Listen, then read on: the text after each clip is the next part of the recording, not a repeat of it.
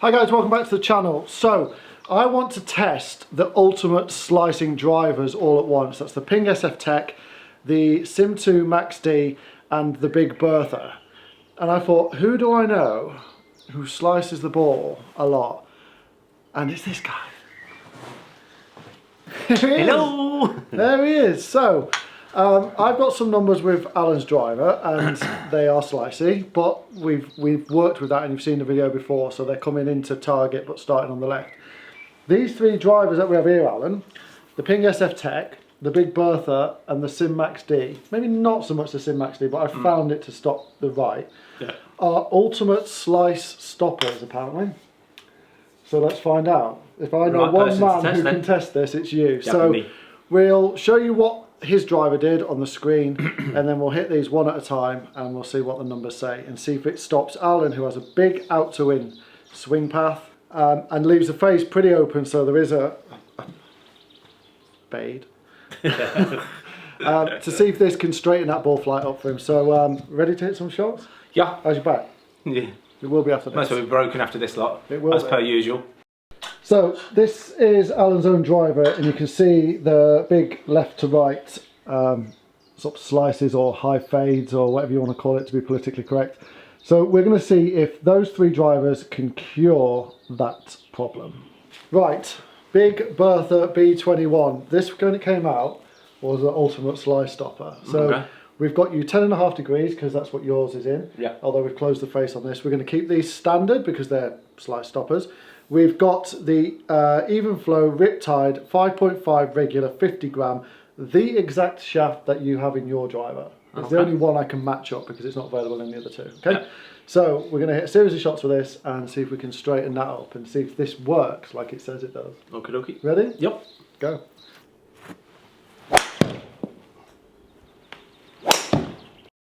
Right, Big Bertha. How did it feel? Any different? A little bit, but not. It's straightened a little bit, but nothing major, I think. But did you feel like it straightened anything out, or did it feel any? No, I hit a lot of bad shots, to be fair. Worse than I normally do, I think, with this one. Okay, right, let's move on. So what's next, Alan? I'm going for the SIM2. SIM2, right, let's use that then. Right, SIM2 Max D. This is the club I'm currently playing. I like it. For the reason that it doesn't really go right. Touch wood. So we're going to test this. We've got the Ventus Blue 5 regular Fujikura shaft in this one because we can't match all the shafts because this is one that comes with Taylormade. Yeah. So I want you to hit a series of shots with this and we'll see if this straightens up any more than the one you're currently playing. All right? Okay.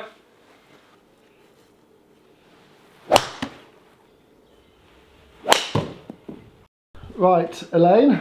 Yes. How does that one feel?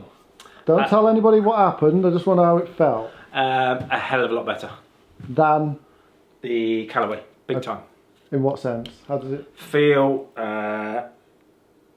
Just when I hit the ball, you can just feel it. Just feels better when you hit the ball. Okay. When you strike the ball, there's a lot better feel to it. Sounds a bit better. Oh yeah, definitely. It's nice little thud on that, isn't it? Oh yeah, definitely. I do like that. Definitely. While we're talking while we're going to talk about sound, yes, we're going to move on to the Ping. Okay. You got any earbuds? You're going to need them. Right, Ping SFT 10.5. So all these drivers are 10.5, which is what we said. So Ping SFT. On this, we've got the weight really in the heel. On the Sim Max 2D, we've got it here in the heel. So this is what I would say is the best anti-slice driver around that I've tested for me. Okay. To the point that this goes too far left now. Right. Shaft in this, 55 gram regular Ultra CB, so it's a counterbalance shaft. Can't match the 50 grams like we've done with the other ones. So it's a little heavier. A little bit heavier. The head's a little bit heavier as well. Ping heads massive, to be fair. Are always a bit heavier. Yeah. But it's got. It looks like a bucket. It's got go faster turbulators on. Ooh. Right. So we'll see if this makes any difference. So let's hit a few of these. Okay, mate. And see if we can hit these left.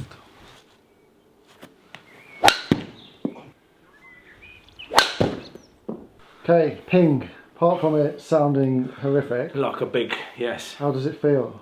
Lovely. Which is your favourite so far? The Ping SFT. Why is it your favourite? Feel of it.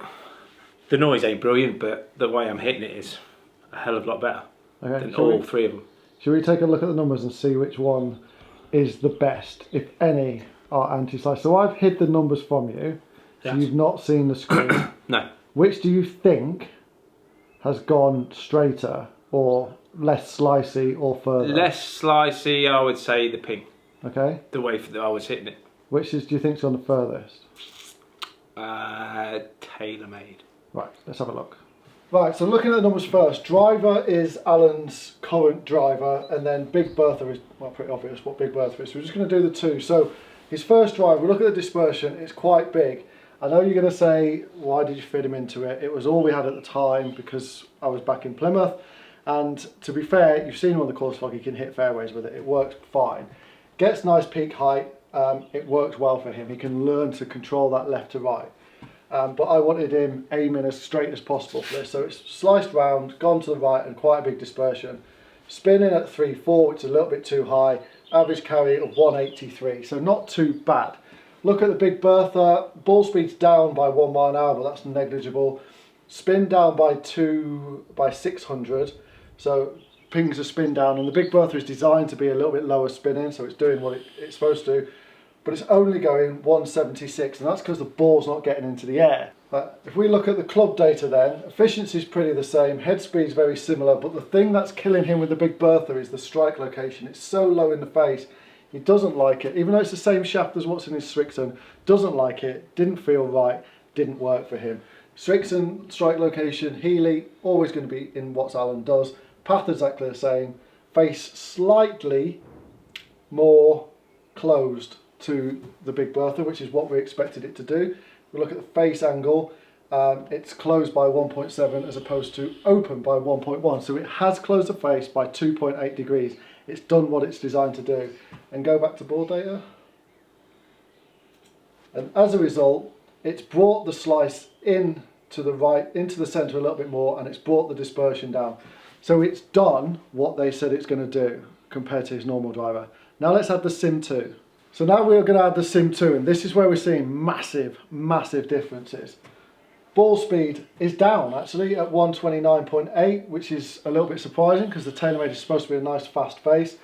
Launch window is in the centre, in between the Big Bertha, which is coming out low, and in between the Strixon, which is coming out low but high for Alan. So that's fine. Spin down at 2.2, perfect spin. That's where I want it to be, between 2,000 and 2,500.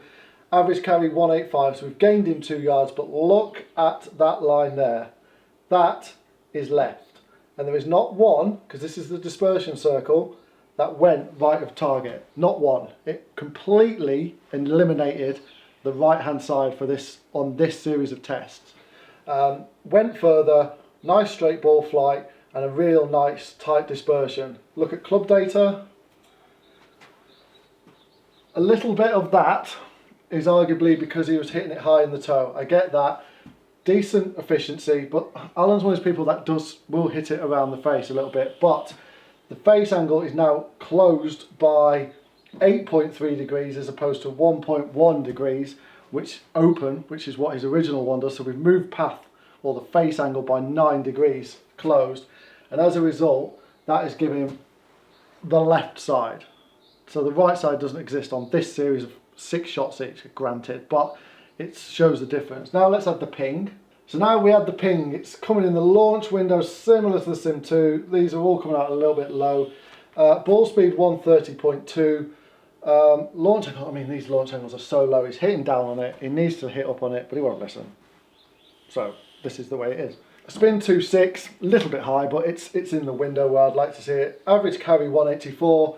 And now we've gone left even more, which is what I've seen with the SF Tech. I've seen it go more left than the Max D, but for Alan, it's again eliminated that right hand side of the fairway. It's a little bit worse dispersion than the SIM Max 2, the SIM2 Max D, but it's completely eliminated it. So on these tests of 6 shots with each one, the Big Bertha straightens the ball flight a little bit, brings it in and doesn't exaggerate the slice, but the SIM2 Max D and the Ping SF Tech have literally eliminated the right hand side. If we look at the big picture, these shots here are the Ping SF Tech and the Taylormade SIM Max SIM2 Max D. There is nothing right of this fairway whatsoever. They've done exactly what I expected them to do. Right, Alan. Now you've seen the data, which one do you think I think you should play out of them three? That one. 100%. It's not as left as the SFT. Yeah. It's straighter. It's longer. It's got the best spin. Like, And cost the most. costs 50 quid less than that one. Sure. 100%. Class. Okay. That's 3999. 3999. That's £3,999 So to you. Everyone else it's £399. That's 450, but they're retailing at 399, so they're similar price. Okay. And the Big Bertha is 449, so it's actually more.